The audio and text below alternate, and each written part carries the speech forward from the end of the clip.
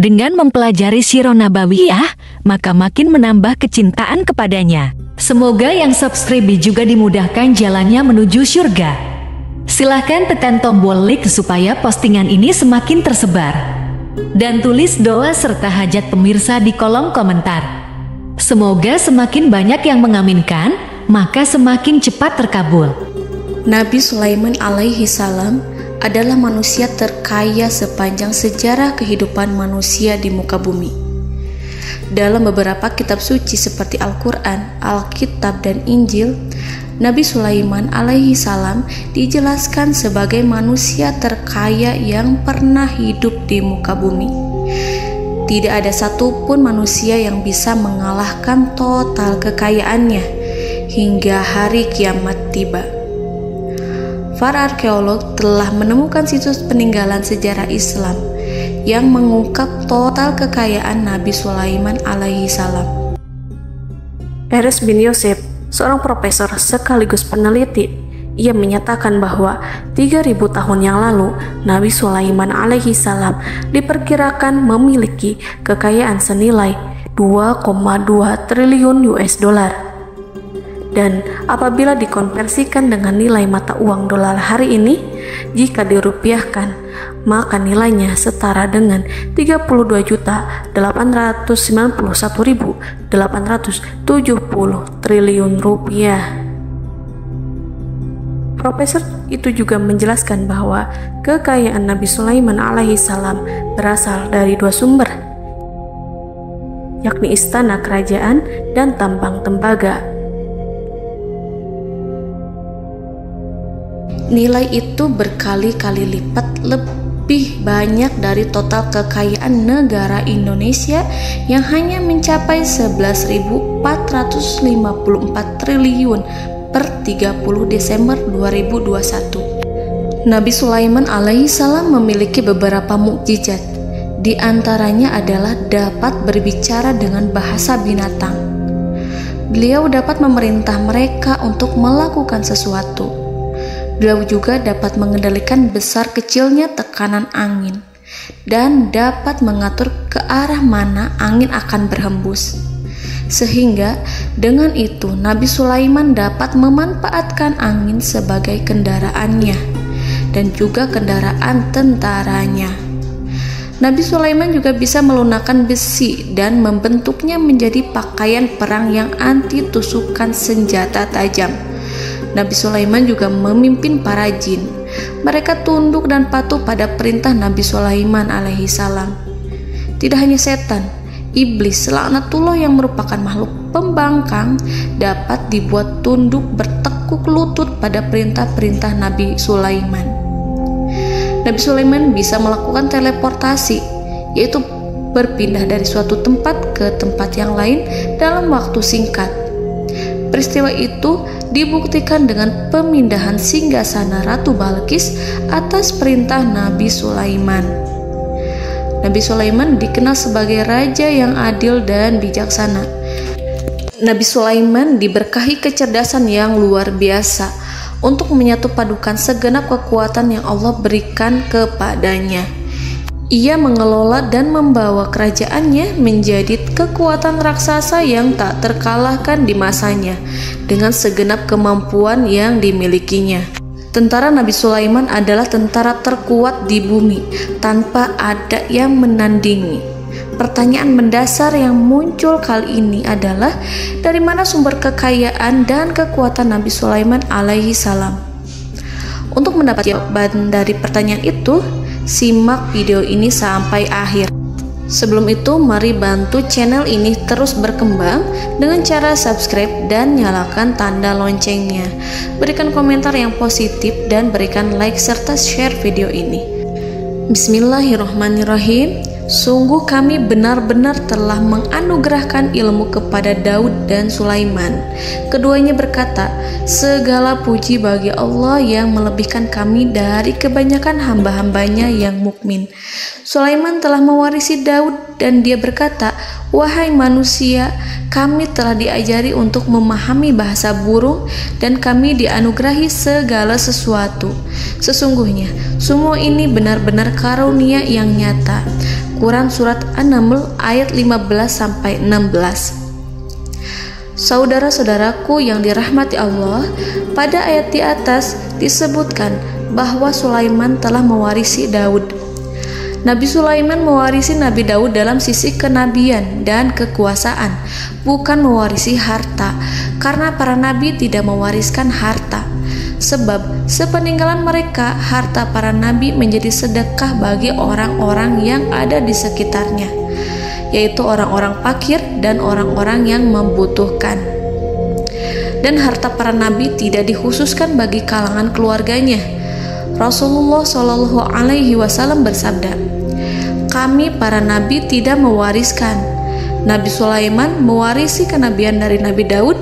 Ini adalah hal yang jelas. Allah telah memilihnya sebagai nabi dari Bani Israel.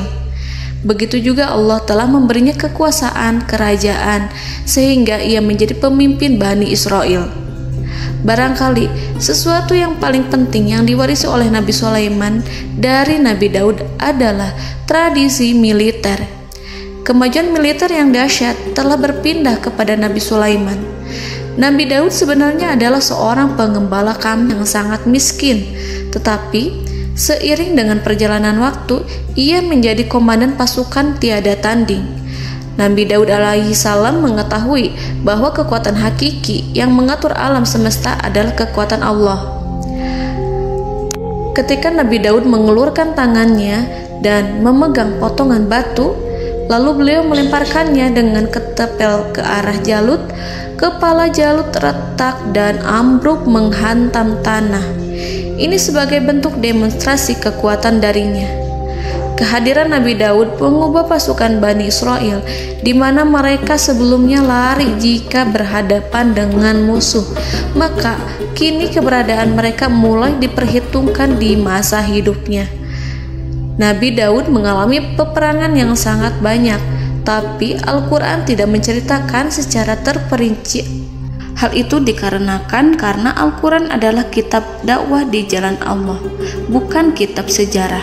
Al-Quran hanya menceritakan di dalam Al-Quran surat Shad ayat 20, "Dan kami kuatkan kerajaannya, kerajaan Daud." Ayat tersebut berarti bahwa Nabi Daud belum terkalahkan dalam peperangan yang diikutinya. Di samping dukungan yang Allah berikan kepadanya, juga pasukan dan rakyatnya, di mana mereka adalah orang-orang yang bertauhid, menyerahkan diri kepada Allah. Allah Subhanahu wa Ta'ala mengajarkan kepada Nabi Daud hal-hal yang menjadikan pasukannya memiliki keistimewaan yang dengannya mereka dapat mengalahkan pasukan-pasukan lain, pasukan-pasukan besar yang ada di bumi pada saat itu. Allah Subhanahu wa Ta'ala berfirman dalam surat Saba ayat 10, "Dan kami telah melunakkan besi untuknya." Baju besi mungkin akan menjadi masalah dalam benak kita.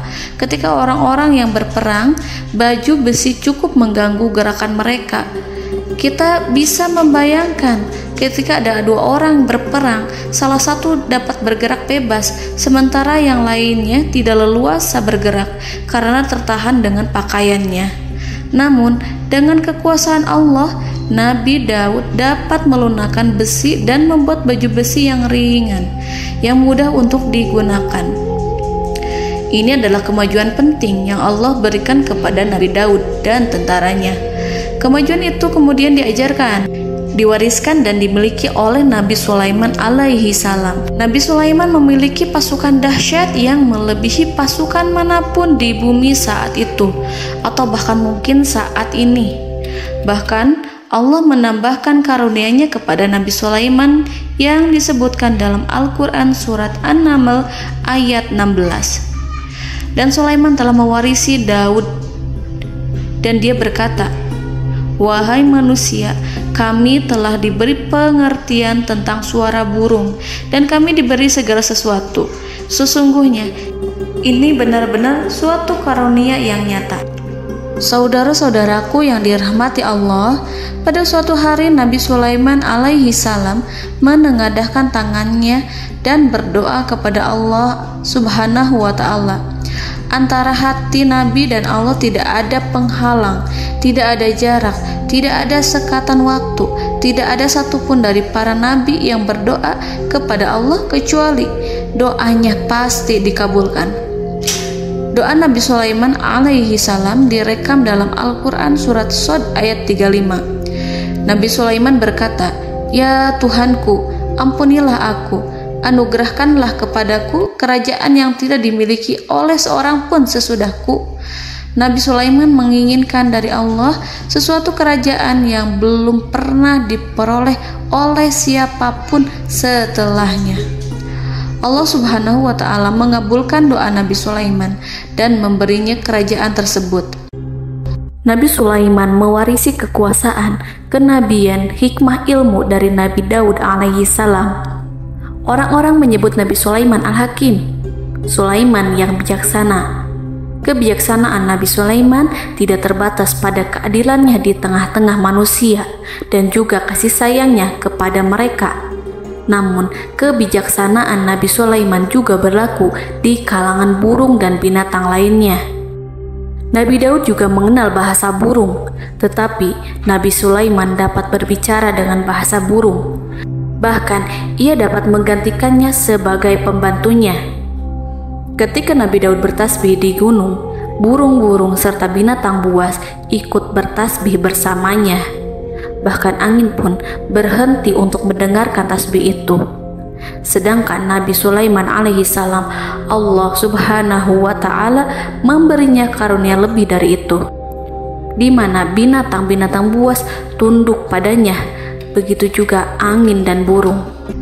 Saudara-saudaraku yang dirahmati Allah, Nabi Sulaiman alaihi salam mampu mendengarkan bisikan semut yang berbicara kepada sesama mereka.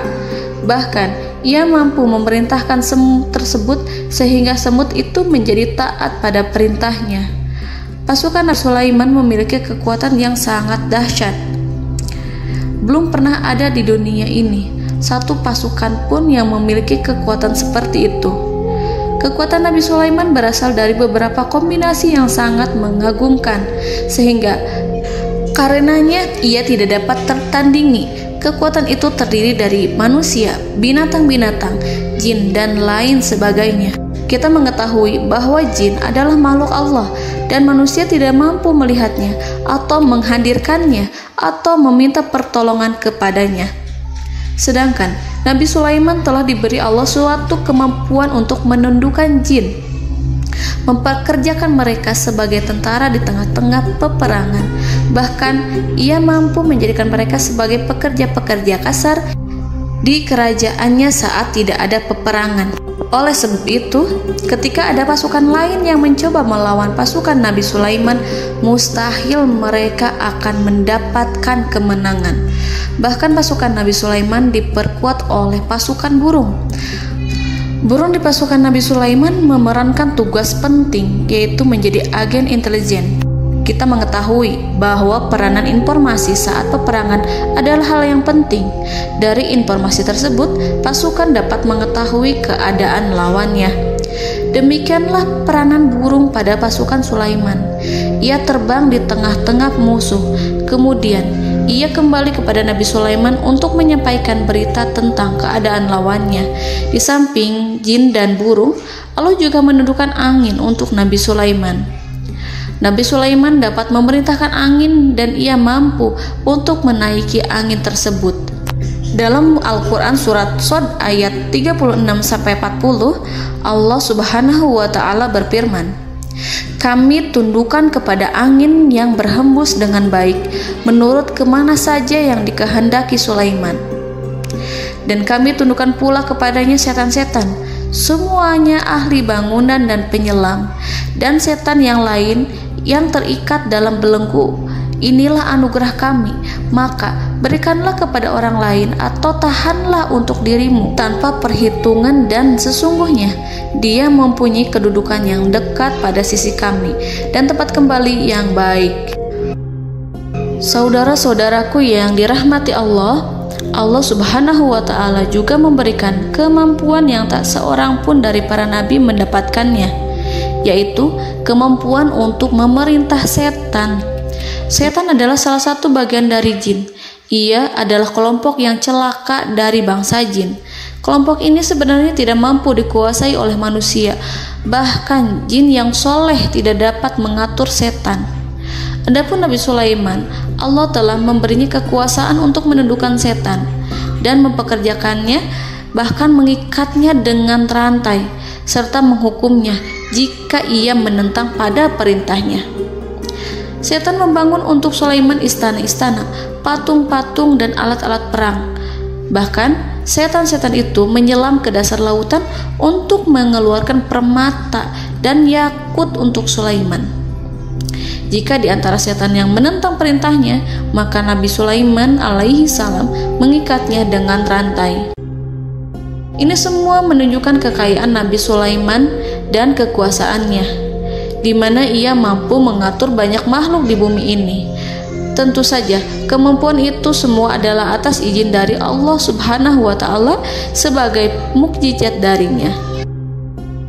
Allah Subhanahu wa Ta'ala berfirman dalam Al-Quran surat Saba ayat 12, dan sebagian dari jin adalah yang bekerja di hadapannya di bawah kekuasaannya dengan izin Tuhannya, dan siapa yang menyimpang di antara mereka dari perintah kami, maka kami rasakan kepadanya azab neraka yang apinya menyala-nyala.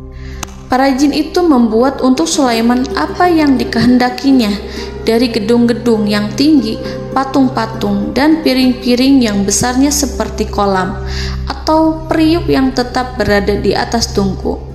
Saudara-saudaraku yang dirahmati Allah, Nabi Sulaiman yang bijaksana adalah penguasa yang tak tertandingi di muka bumi.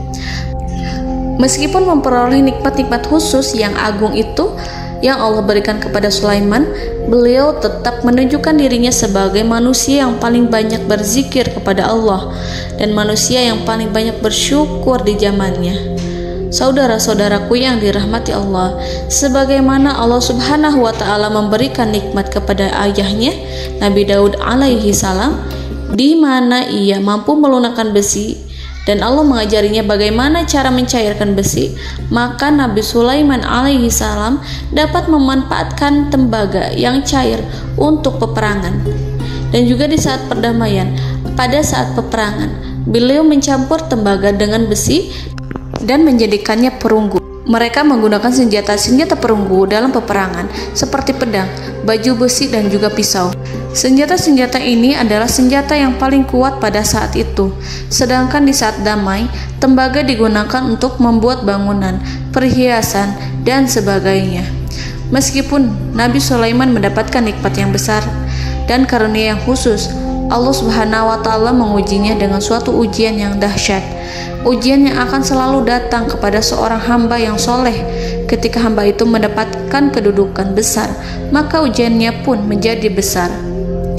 Allah Subhanahu wa Ta'ala menguji Nabi Sulaiman dengan penyakit. Diceritakan oleh Fahru Roji, Nabi Sulaiman diuji dengan suatu penyakit yang keras, di mana kedokteran saat itu tidak dapat dan tidak mampu mengatasinya. Sakitnya Nabi Sulaiman sangat keras sehingga para dokter dari kalangan manusia ataupun jin tidak mampu menghilangkan penyakit itu.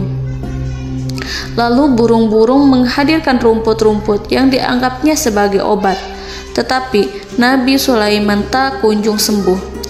Semakin hari penyakit Nabi Sulaiman semakin menjadi-jadi, sehingga ketika Nabi Sulaiman duduk di atas kursi, ia duduk bagaikan tubuh tanpa roh. Seakan-akan ia mati karena saking keras penyakit yang dideritanya. Sakit yang diderita oleh Nabi Sulaiman alaihi salam berlangsung sangat lama.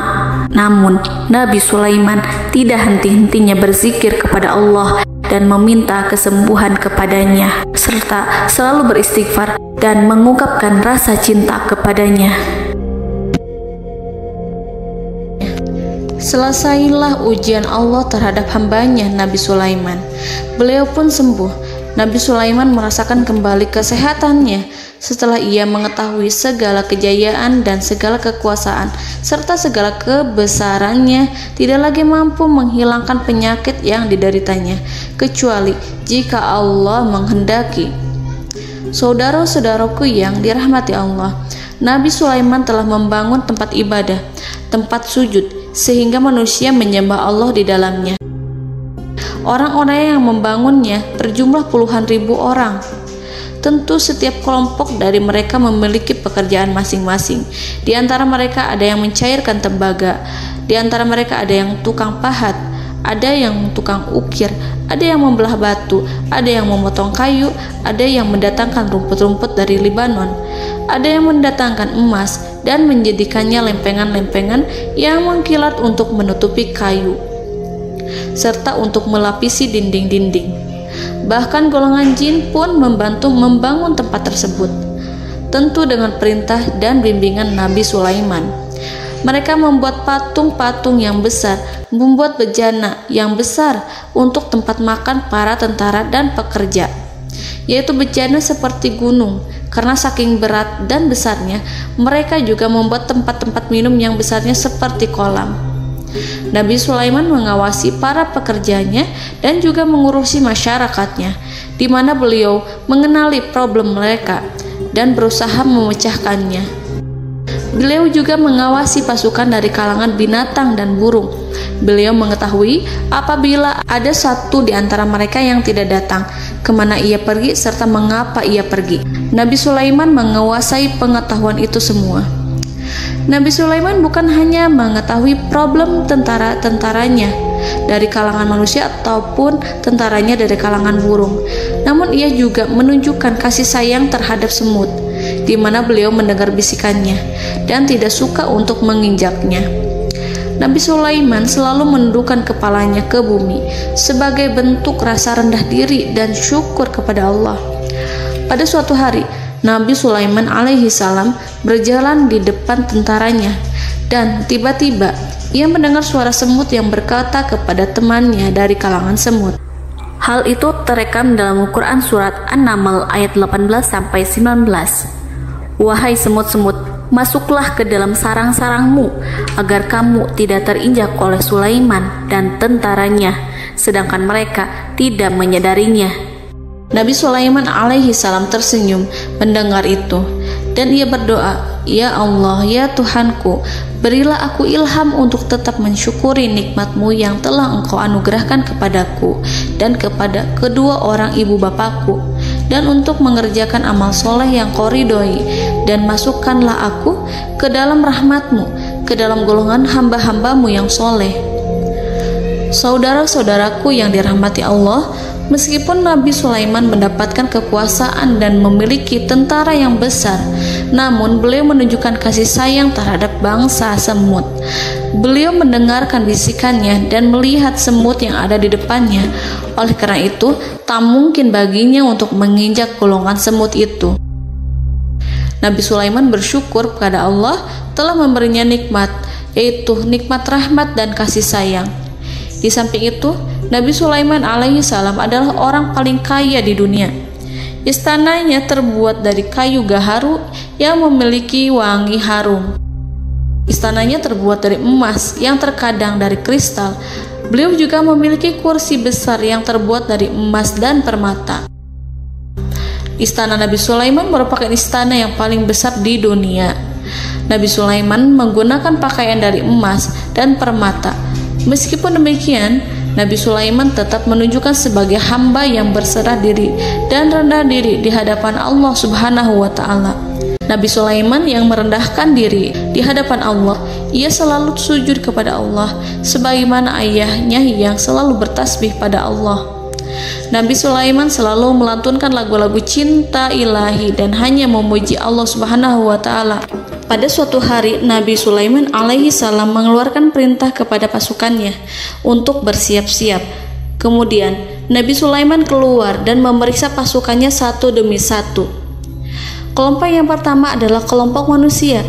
Nabi Sulaiman memperhatikan kesiapan mereka. Lalu Nabi Sulaiman mengeluarkan perintah-perintah kepada mereka. Kemudian Nabi Sulaiman memeriksa kelompok jin dan menyampaikan perintahnya kepada mereka.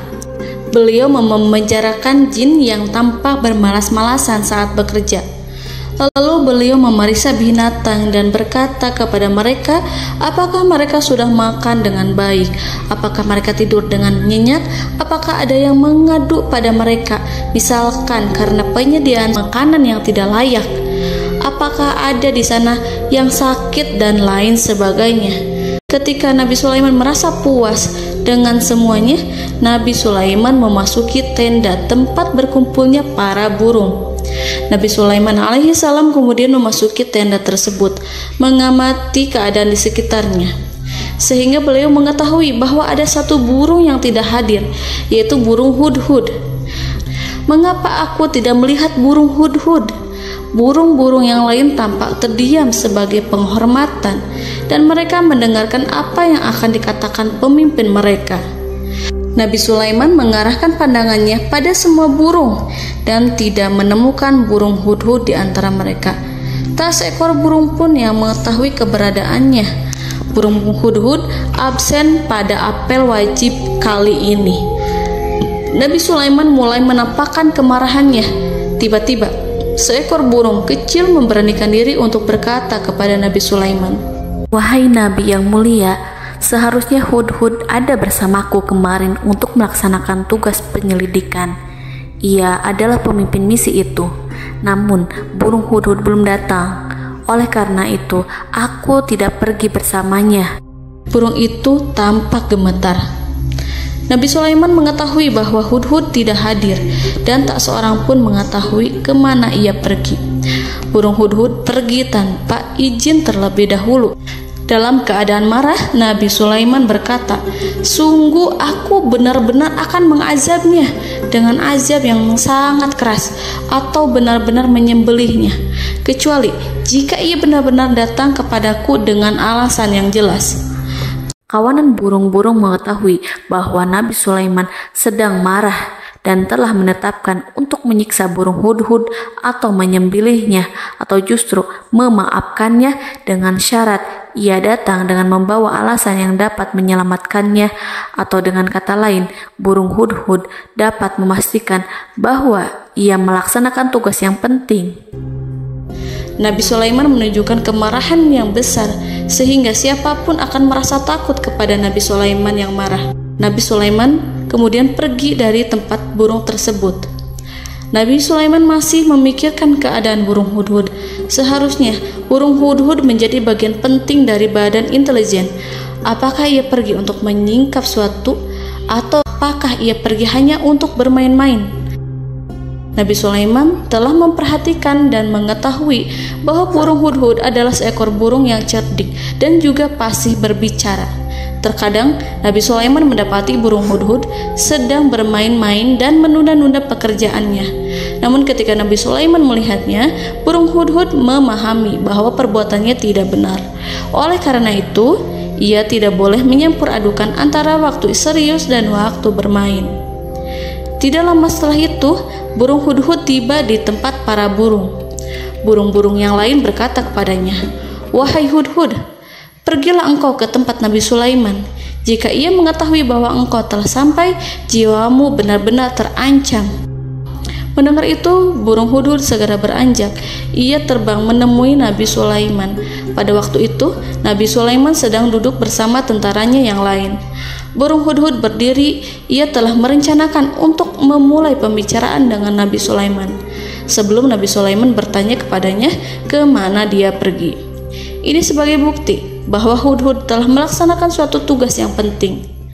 Dalam Al-Quran Surat An-Naml ayat 22, burung hudhud berbicara, "Aku telah mengetahui sesuatu yang kamu belum mengetahuinya, dan kubawa kepadamu dari negeri Saba suatu berita penting yang diyakini seakan-akan burung hudhud hendak berkata, 'Aku adalah hudhud yang miskin, tapi aku mengetahui apa yang tidak engkau ketahui, dan aku telah datang kepadamu dari kerajaan Saba dengan membawa berita yang sangat penting.'"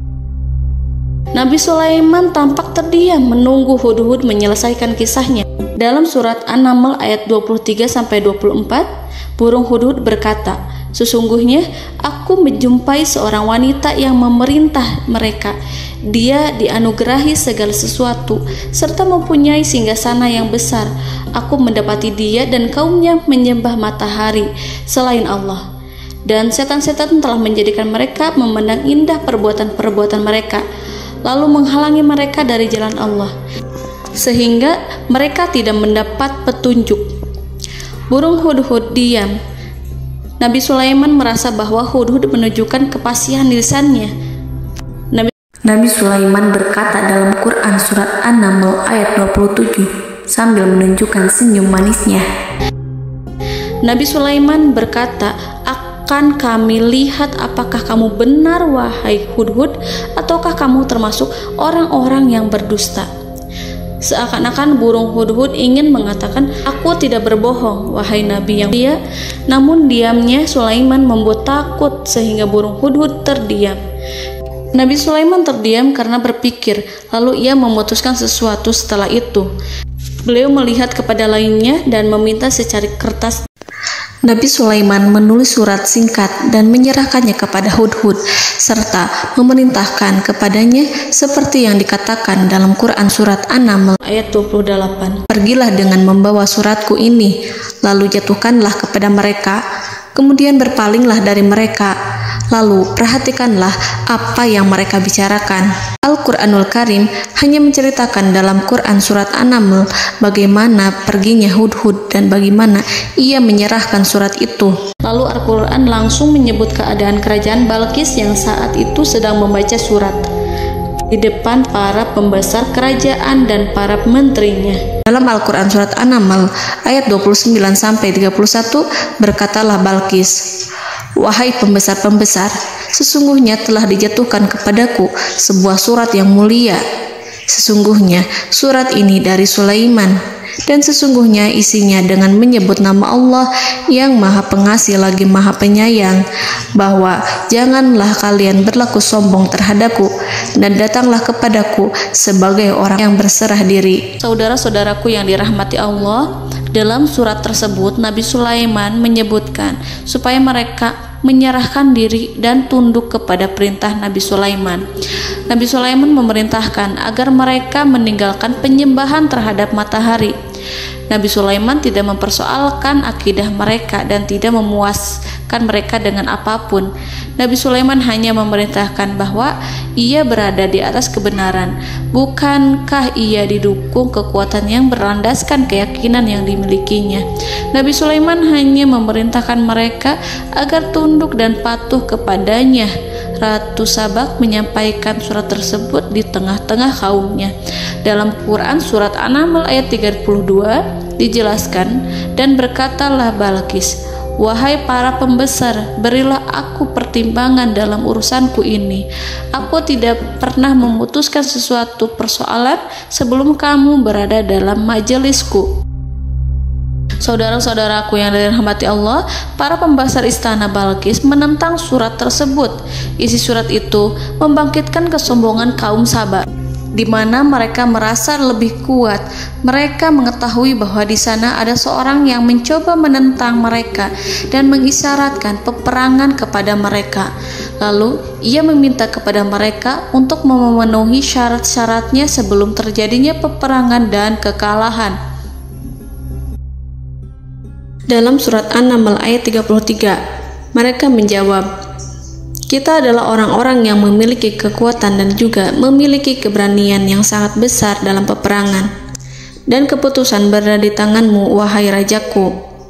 Maka pertimbangkanlah apa yang akan kamu perintahkan." Saudara-saudaraku yang dirahmati Allah, para pembesar kaum Sabak seakan ingin berkata, "Kita siap untuk melaksanakan perang." Tampaknya ratu itu memiliki kebijakan yang lebih baik dari pembesar kaumnya. Surat Sulaiman itu membuatnya berpikir lebih jernih dan lebih berhati-hati. Ia berusaha sebisa mungkin menghindari peperangan. Ratu itu berpikir dalam tempo yang lama. Nama Sulaiman tidak diketahuinya dan ia pun belum pernah mendengarnya. Oleh karena itu, Ratu kaum Sabak tidak mampu mengetahui dan mendeteksi seberapa besar kekuatan Nabi Sulaiman. boleh jadi Nabi Sulaiman memiliki kekuatan yang dahsyat sehingga ia mampu memerangi kekuasaannya dan mengalahkannya. Kemudian ratu memperhatikan apa yang ada di sekelilingnya. Ia melihat kemajuan masyarakatnya dan juga kekayaannya. Barangkali ia mengira bahwa Nabi Sulaiman iri terhadap kemajuan dan kekayaannya itu, sehingga Nabi Sulaiman ingin menyerangnya. Setelah mempertimbangkan isi surat Nabi Sulaiman dengan cermat, Ratu Saba memilih untuk tidak bersikap ceroboh dan bodoh. Ratu lebih suka untuk menggunakan bahasa kelembutan. Ia mengirim kepada Nabi Sulaiman suatu hadiah yang besar. Ratu mengira bahwa Nabi Sulaiman seorang yang ambisius, yang boleh jadi ia telah mendengar tentang kekayaan kerajaan Saba. Para utusan pergi dengan membawa hadiah dari Ratu Saba. Ratu berharap agar mereka dapat memasuki kerajaan Nabi Sulaiman dan akan mengetahui kondisi kerajaannya. Saat mereka pulang, Ratu ingin mendengar secara langsung dari mereka tentang bagaimana keadaan kaum Nabi Sulaiman dan pasukannya. Setelah mendapatkan informasi yang cukup, maka Ratu Balqis dapat membuat sesuatu keputusan yang tepat. Ratu menyembunyikan apa yang terlintas dalam pikirannya, lalu ia berbicara kepada pembesar istananya bahwa ia dapat menyingkap niat jahat Raja Sulaiman melalui cara mengirimkan hadiah kepadanya. Ratu lebih memilih cara tersebut dan menunggu reaksi dari Nabi Sulaiman. Ratu berhasil memuaskan para pembesar istana, dan untuk sementara ia menghilangkan ide untuk berperang. Karena para raja jika menyerang suatu desa, maka pemimpin desa tersebut adalah orang yang paling banyak mendapatkan kehinaan. Akhirnya, para pembesar kaumnya merasa puas dengan pikiran Ratu Balqis. Saudara-saudaraku yang dirahmati Allah, dalam surat An-Naml ayat 34-35 dijelaskan, Ratu Balqis berkata, "Sesungguhnya raja-raja apabila memasuki suatu negeri, niscaya mereka akan membinasakannya dan menjadikan penduduknya yang mulia menjadi hina. Dan demikian pula lah yang akan mereka perbuat. Dan sesungguhnya aku akan mengirim utusan kepada mereka dengan membawa hadiah, dan aku akan menunggu apa yang akan dibawa kembali oleh utusan itu." Kemudian sampailah hadiah dari Ratu Balqis kepada Nabi Sulaiman. Para intelijen Nabi Sulaiman memberitahunya bahwa utusan Balqis datang dengan membawa hadiah. Nabi Sulaiman langsung mengetahui bahwa Ratu Balqis itu sengaja mengirim orang-orangnya untuk mengetahui atau untuk mendapatkan informasi tentang kekuatannya. Lalu setelah itu ia akan mengambil keputusan atau mengambil sikap kepada kerajaan Sulaiman. Nabi Sulaiman segera memanggil semua pasukannya untuk berkumpul. Utusan Balqis segera memasuki istana Nabi yang dipenuhi dengan pasukan yang besar bersenjata. Melihat itu, utusan Ratu Balqis tercengang dan terkejut ketika mereka melihat kekayaan yang mereka bawa tidak ada apa-apanya dibandingkan dengan kerajaan Nabi Sulaiman. Hadiah mereka tampak tidak berarti. Emas yang mereka bawa tampak tidak memiliki makna saat mereka memasuki istana Nabi Sulaiman yang terbuat dari kayu-kayu pohon gaharu yang mengeluarkan bau yang harum serta dihiasi dengan emas permata. Para utusan Ratu Balqis berdiri bersama Nabi Sulaiman dan menyaksikan bagaimana Nabi Sulaiman mengendalikan pasukannya. Kemudian mereka mulai berpikir tentang kekuatan dan kualitas pasukan Nabi Sulaiman. Betapa kagetnya mereka ketika melihat di tengah-tengah pasukan itu terdapat singa, burung, dan tentara dari kalangan manusia yang mampu terbang. Mereka pun sadar bahwa mereka di hadapan pasukan yang tiada tandingannya. Selesailah demonstrasi pasukan Nabi Sulaiman. Kemudian para utusan ratu dipersilahkan maju ke tempat hidangan makanan. Para utusan itu sangat terkejut ketika melihat berbagai macam makanan dari penjuru dunia ada di depannya. Dan di antara makanan itu terdapat pula makanan yang biasa ditemukan di negeri mereka. Tetapi mereka melihat bahwa makanan itu memiliki rasa yang lebih istimewa. Selain itu, piring-piring yang ada di depan mereka terbuat dari emas dan mereka dilayani oleh laki-laki yang berhias dengan emas. Di meja makan itu terdapat burung, ikan laut, dan berbagai macam daging yang mereka tidak mampu lagi membedakan daging apa itu. Nabi Sulaiman tidak makan bersama mereka, tapi beliau makan dengan menggunakan piring yang terbuat dari kayu. Beliau memakan roti yang kering yang dicampur dengan minyak. Inilah makanan yang dipilih Nabi Sulaiman. Makan bersama mereka dalam keadaan diam, mereka merasa kehadiran Nabi Sulaiman menciptakan suatu wibawa yang luar biasa. Selesai perjamuan itu, lalu dengan sangat malu mereka menyerahkan hadiah dari Ratu Balqis kepada Nabi Sulaiman. Hadiah itu berupa emas yang bagi mereka hadiah itu sangat bernilai tinggi. Tapi di sini hadiah itu tampak kecil di hadapan kekayaan Nabi Sulaiman yang sangat mengagumkan. Nabi Sulaiman memperhatikan hadiah dari Ratu Balqis itu dan berkata dalam Quran surat An-Naml ayat 36, "Maka apa yang diberikan Allah kepadaku lebih baik daripada apa yang diberikannya kepadamu, tetapi kamu merasa bangga dengan hadiahmu." Saudara-saudaraku, Raja Sulaiman menyingkap dengan kata-katanya yang singkat itu penolakannya terhadap hadiah mereka. Ia memberitahu utusan itu bahwa ia tidak menerima hadiah tersebut. Ia tidak merasa puas dengan hadiah itu. Yang membuatnya puas hanyalah, janganlah kalian berlaku sombong terhadapku dan datanglah kepadaku sebagai orang-orang yang berserah diri. Lalu Nabi Sulaiman berkata kepada mereka dengan pelan. Hal itu diabadikan dalam Al-Quran surat An-Naml ayat 37. "Kembalilah kepada mereka, sungguh kami akan mendatangi mereka dengan bala tentara yang mereka tidak kuasa melawannya. Dan pasti kami akan mengusir mereka dari negara itu, yaitu negeri Saba, dengan terhina. Dan mereka akan menjadi tawanan-tawanan yang hina." Saudara-saudaraku yang dirahmati Allah, Nabi Sulaiman kemudian meninggalkan para utusan ratu setelah terlebih dahulu mengancam mereka. Para utusan itu berharap agar Nabi Sulaiman mau menunggu kunjungan Ratu Balqis yang akan membawa misi perdamaian. Akhirnya, sampailah para utusan Ratu Balqis ke negeri Saba. Mereka segera menuju istana sang ratu. Mereka memberitahu bahwa negeri mereka ada di ujung tanduk. Mereka menceritakan kepada ratu tentang kekuatan Nabi Sulaiman dan tidak mungkin bagi mereka mampu melawannya. Mereka meyakinkan Ratu Balqis bahwa ia harus mengunjunginya dan melihat sendiri bagaimana kebesaran kerajaan Nabi Sulaiman.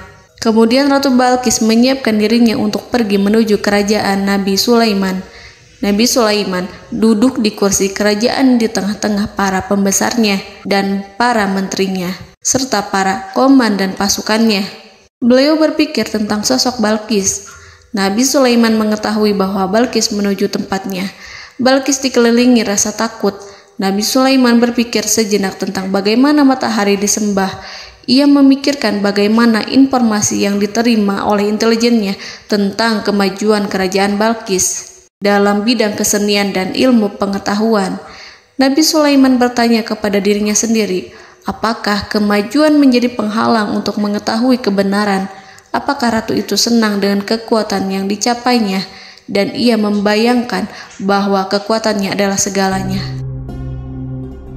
Dengan kemajuan yang dimilikinya, Nabi Sulaiman ingin membuat kejutan agar ratu mengetahui bahwa Islam yang diyakini oleh Nabi Sulaiman adalah satu-satunya yang mampu mendatangkan kemajuan dan kekuatan yang hakiki, sehingga ia dapat membandingkan antara keyakinannya dalam menyembah matahari beserta kemajuan yang dicapainya dengan keyakinan Nabi Sulaiman beserta kemajuan yang diraihnya. Saudara-saudaraku yang dirahmati Allah, para mata-mata Nabi Sulaiman telah memberitahunya bahwa hal yang sangat disegani dan dikagumi oleh kaum Balqis adalah kerajaan Saba, yaitu singgasana Ratu Balqis. Singgasana itu terbuat dari emas dan batu delima. Singgasana tersebut dijaga oleh penjaga yang sangat disiplin, di mana mereka tidak pernah lalai sedikit pun. Oleh karena itu, sangat tepat apabila Nabi Sulaiman menghadirkan singgasananya di sini, di kerajaannya. sehingga ketika ratu tiba, maka ia dapat duduk di atasnya. Nabi Sulaiman ingin membuat kejutan kepadanya dan menunjukkan bahwa kemampuannya tersebut yang berlandaskan pada keislaman. Nabi Sulaiman melakukan yang demikian itu dengan harapan agar si ratu tunduk kepadanya. Ide itu terlintas dalam diri Nabi Sulaiman. Lalu ia mengangkat kepalanya dan menoleh kepada anak buahnya. Hal itu diabadikan dalam Quran Surat An-Naml ayat 38. Wahai para pembesar, siapakah di antara kamu sekalian yang sanggup membawa singgasananya kepadaku sebelum mereka datang kepadaku sebagai orang-orang yang berserah diri? Saudara-saudaraku, perhatikanlah ungkapan pikiran Nabi Sulaiman tersebut. Semua pemikirannya berkisar tentang keislaman para penyembah matahari, tentang bagaimana beliau dapat memberikan petunjuk kepada mereka di jalan Allah. Yang pertama menjawab pertanyaan Nabi Sulaiman adalah jin Ifrit. Dalam Quran Surat An-Naml ayat 39, berkatalah Ifrit yang cerdik dari golongan jin, "Aku akan datang kepadamu dengan membawa singgasana itu sebelum kamu berdiri dari tempat dudukmu. Sesungguhnya aku benar-benar kuat untuk membawanya, lagi dapat dipercaya." Nabi Sulaiman berdiri dari tempat duduknya. Setelah 1 jam atau 2 jam, jin itu berjanji kepadanya untuk menghadirkan singgasana Balkis. Sebelum itu, istana Nabi Sulaiman di Palestina, sedangkan istana Balkis terletak di Yaman. Antara singgasana tersebut dengan singgasana Nabi Sulaiman berjarak lebih dari ribuan mil. Barangkali pesawat yang cepat sekalipun yang kita kenal hari ini tidak akan mampu membawa dan mendatangkan istana itu dalam waktu 1 jam. Tetapi masalahnya di sini, berhubung dengan kekuatan jin yang serba misterius, Nabi Sulaiman tidak mengomentari sedikit pun terhadap apa yang dikatakan oleh Ifrit. Nabi Sulaiman tampak menunggu tanggapan lain yang mampu menghadirkan singgasana Balkis yang lebih cepat dari jin Ifrit. Nabi Sulaiman menoleh kepada seorang yang di sana, yang duduk di atas naungan. Hal itu diceritakan dalam Al-Quran Surat An-Naml ayat 40. Berkatalah seseorang yang mempunyai ilmu dari Alkitab, "Aku akan membawa singgasana itu kepadamu sebelum matamu berkedip." Maka tatkala Sulaiman melihat singgasana itu terletak di hadapannya, ia pun berkata, "Ini termasuk karunia Tuhanku untuk menguji aku. Apakah aku akan bersyukur atau mengingkari nikmatnya? Dan barang siapa yang bersyukur, maka sesungguhnya dia bersyukur untuk kebaikan dirinya sendiri.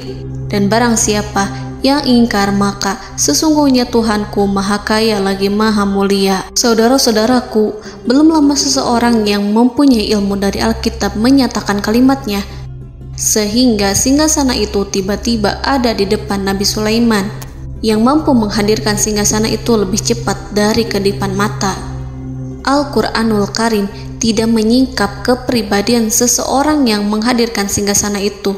Al-Quran hanya menggarisi bahwa orang itu mempunyai ilmu dari Alkitab. Al-Quran tidak menjelaskan kepada kita apakah ia seorang malaikat ataukah manusia ataukah jin. Al-Quran sengaja tidak menyingkap hakikat kitab yang dimaksud. Saudara-saudaraku yang dirahmati Allah, setelah melihat singgasana itu, Nabi Sulaiman bersyukur kepada Allah. Ia mulai memperhatikan singgasana sang ratu. Singgasana tersebut merupakan simbol pembangunan dan juga kemajuan, tetapi tampaknya ia hanya sesuatu yang biasa saja jika dibandingkan dengan kekuasaan dan kebesaran ciptaan yang dibuat oleh manusia dan jin di kalangan istana Nabi Sulaiman. Nabi Sulaiman memikirkan dalam tempo yang sangat lama singgasana Ratu Balkis itu. Kemudian beliau memerintahkan agar singgasana itu diperbaiki, sehingga saat Ratu Balkis datang, dia akan mengujinya. Apakah Ratu Balkis dapat mengenali singgasananya ataukah tidak? Dalam Al-Quran Surat An-Naml ayat 41, Nabi Sulaiman berkata, "Ubahlah baginya singgasananya, maka kita akan melihat apakah dia mengenal ataukah dia termasuk orang-orang yang tidak mengenalnya." Saudara-saudaraku yang dirahmati Allah, Nabi Sulaiman memerintahkan agar dibangun istana yang akan digunakan untuk menyambut Ratu Balkis. Nabi Sulaiman memilih tempat di laut, dan ia memerintahkan agar dibangun suatu istana di mana sebagian besarnya terdiri dari air laut. Nabi Sulaiman memerintahkan agar lantainya itu terbuat dari kaca yang tebal dan kuat, sehingga orang-orang yang berjalan di atas istana itu akan dapat melihat di bawahnya ada ikan-ikan berwarna-warni yang berenang-renang. Dan mereka akan melihat rumput-rumput laut yang bergerak-gerak. Akhirnya, selesailah pembangunan istana itu. Saking bersihnya kaca lantainya, sehingga tampak di sana tidak ada kaca. Burung hudhud memberitahu Nabi Sulaiman bahwa Balqis telah sampai dekat kerajaannya. Kemudian Ratu Balqis datang. Al-Quran tidak menyebutkan keadaan Nabi Sulaiman saat menyambut Balqis, namun Al-Quran menunjukkan dua sikap Ratu Balqis. Yang pertama, bagaimana sikap Balqis ketika pertama kali melihat singgasananya yang datang mendahuluinya, padahal ia telah meninggalkan pengawalannya untuk tetap setia menjaga singgasananya itu. Keadaan kedua adalah keadaan di depan istana yang dibangun untuk penyambutan Balqis. Istana itu penuh dengan permata yang berenang-renang di bawahnya ikan-ikan. Dalam Quran Surat An-Naml ayat 42 dijelaskan, dan ketika Balqis datang, ditanyakanlah kepadanya, "Serupa inikah singgasanamu?" Balqis menjawab, "Seakan-akan singgasana ini adalah singgasanaku. Kami telah diberi pengetahuan sebelumnya, dan kami adalah orang-orang yang berserah diri." Saudara-saudaraku, pada dialek di atas, Balqis melihat singgasananya dan ia tercengang saat mengetahui bahwa itu adalah singgasana miliknya. Namun kemudian ia mulai ragu karena melihat tidak sepenuhnya itu singgasana miliknya. Jika itu benar-benar miliknya, lalu bagaimana ia datang mendahuluinya? Dan bila bukan singgasananya, maka bagaimana Sulaiman dapat meniru sepersis dan seteliti itu? Padahal Sulaiman tidak pernah sekalipun ke kerajaannya. Nabi Sulaiman berkata saat melihat Balqis mengamati singgasananya, "Apakah ini singgasanamu?" Balqis terlihat sangat kebingungan, namun setelah itu ia menjawab, "Sepertinya benar."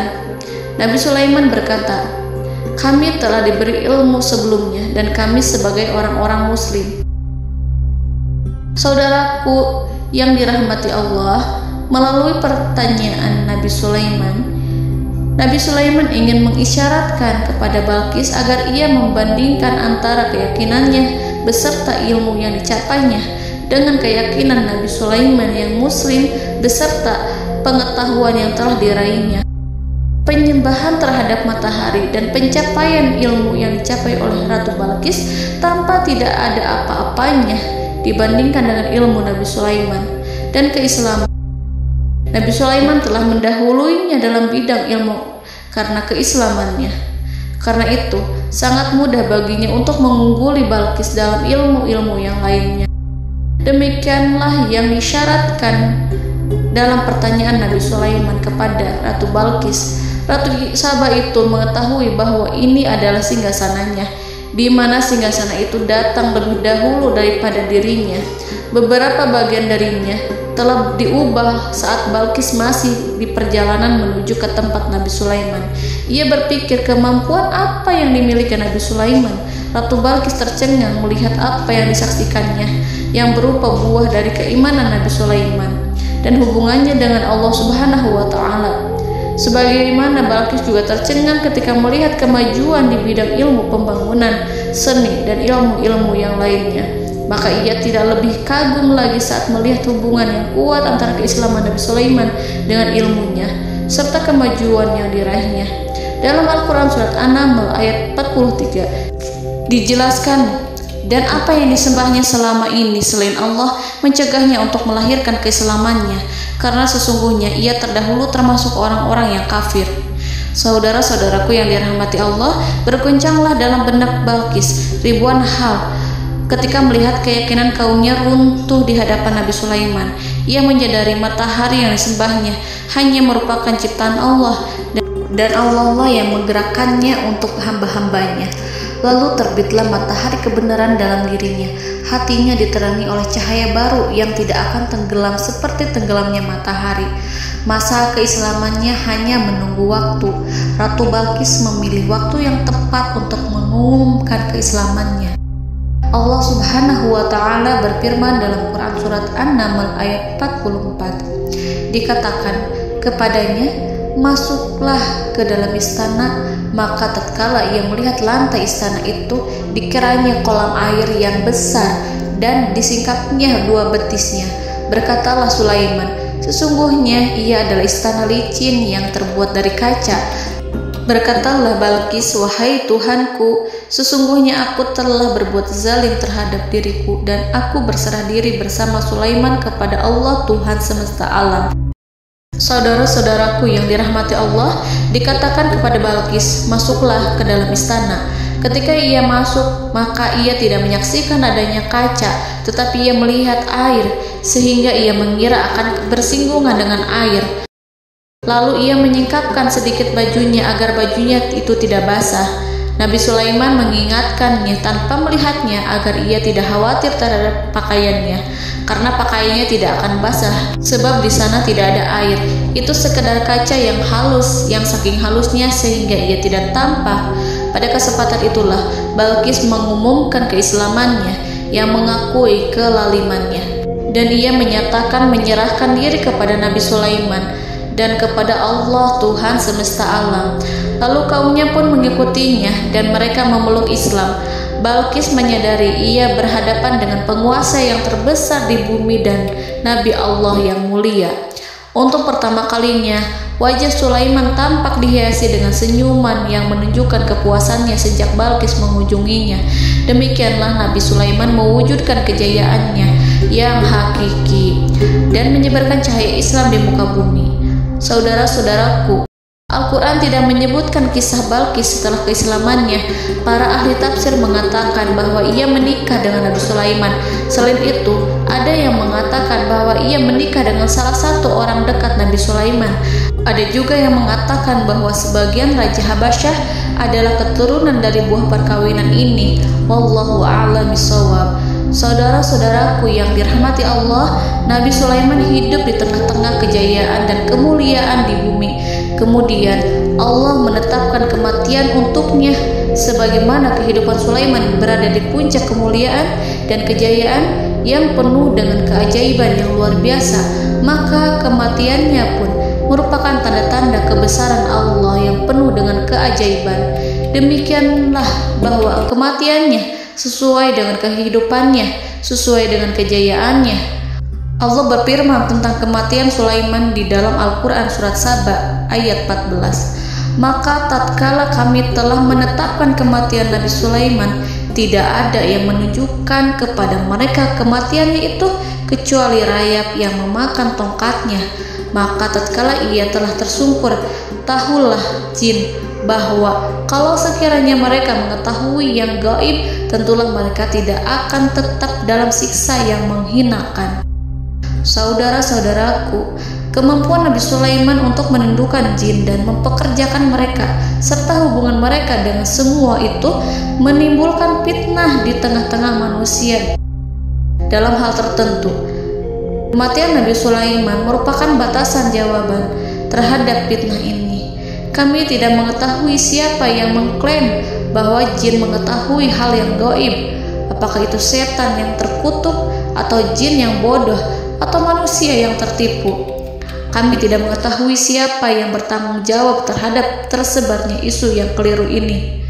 Yang kita ketahui adalah bahwa hal tersebut adalah mempengaruhi sebagian manusia dan jin. Barangkali manusia berkata kepada diri mereka, selama jin melakukan perbuatan yang luar biasa ini, maka apa gerangan yang menjadikan mereka tidak mengetahui hal yang gaib itu? Manusia itu lupa bahwa kunci kegaiban berada di tangan Allah. Masalah ilmu gaib tidak akan mampu dikuasai oleh jin dan manusia. Hanya Dia yang mengetahuinya, dan manusia diberitahu hanya sedikit sekali. Saudara-saudaraku yang dirahmati Allah, seakan-akan Allah telah merencanakan bahwa kematian Sulaiman bertujuan untuk menghancurkan pemikiran itu, yaitu pemikiran bahwa jin mengetahui hal-hal yang gaib. Jin bekerja untuk Nabi Sulaiman selama beliau hidup, dan tatkala beliau meninggal, maka tugas mereka menjadi bebas. Nabi Sulaiman meninggal tanpa diketahui oleh jin, sehingga mereka tetap bekerja untuk mereka, tetap mengabdi kepada Sulaiman. Seandainya mereka mengetahui hal yang gaib, niscaya mereka tidak akan meneruskan pekerjaan mereka.